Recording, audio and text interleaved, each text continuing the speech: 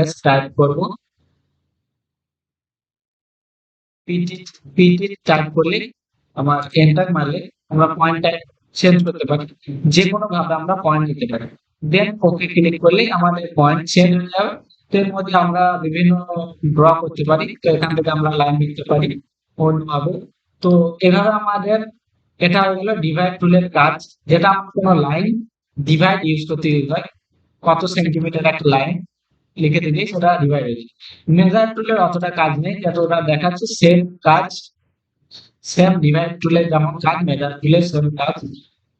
তো দেন রিজিয়ন টুলের অতটা কাজ নেই আমাদের ড্রয়িং এর ক্ষেত্রে। তো ওয়াইপ আউট টুলটা আমরা আজকে দেখে নেব। ওয়াইপ আউট টুলটা কি কাজে লাগে? ধরো আমার একটা সার্কেলের মধ্যে আমরা একটা হ্যাচিং ড্র করছি, দেন আমাকে এই হ্যাচিং এর মধ্যে কাট সেকশনাল একটা দেখাতে হবে। দেন আমাকে ওয়াইপ আউট ইউজ করলে আমি এই হ্যাচিং এর মধ্যে একটা কাট সেকশনাল দেখাতে পাবো। দেন এন্টার করে দিলে মিডিলটা আমার কাট হয়ে যাবে। তো এটা ভীষণভাবে মনে রেখে দিও, কোনো কিছু হ্যাচিং এর ক্ষেত্রে কাট সেকশনাল দেখাতে আমরা ইউজ করে থাকি wipe out tools.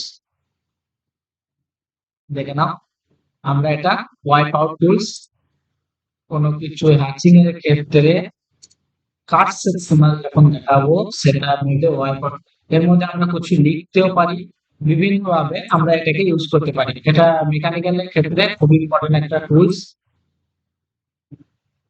Delete delete দেন আমি ইউজ করব 3D পলিলাইন, এটা 3D ক্ষেত্রে কাজে লাগে।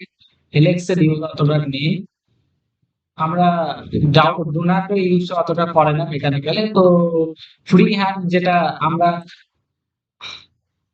দেখে নেব, রেক্ট্যাঙ্গুলার ক্লাউডের ক্ষেত্রে ক্লাউড জিনিসটা হচ্ছে কোন কোন এরিয়াকে আমরা যদি হাইলাইট করতে যাই বা কোন নোট লিখতে যাই সেক্ষেত্রে ক্লাউড ইউজ করতে হয়। দেখো রেক্ট্যাঙ্গুলার ক্লাউড আমার এইভাবে রেক্ট্যাঙ্গুলার ক্লাউড আমার তৈরি।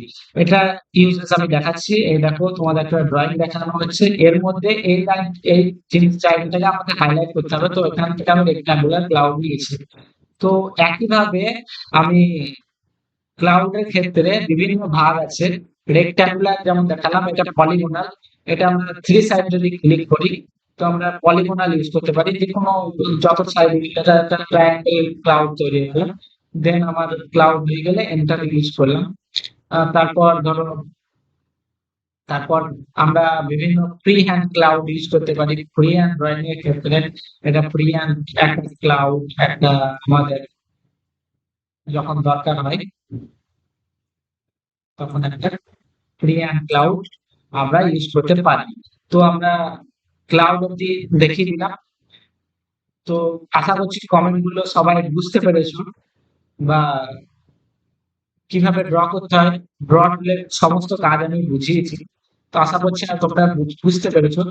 যদি পরের নেক্সট ভিডিওতে আমরা মডিফাই টুল সম্পর্কে আলোচনা করব।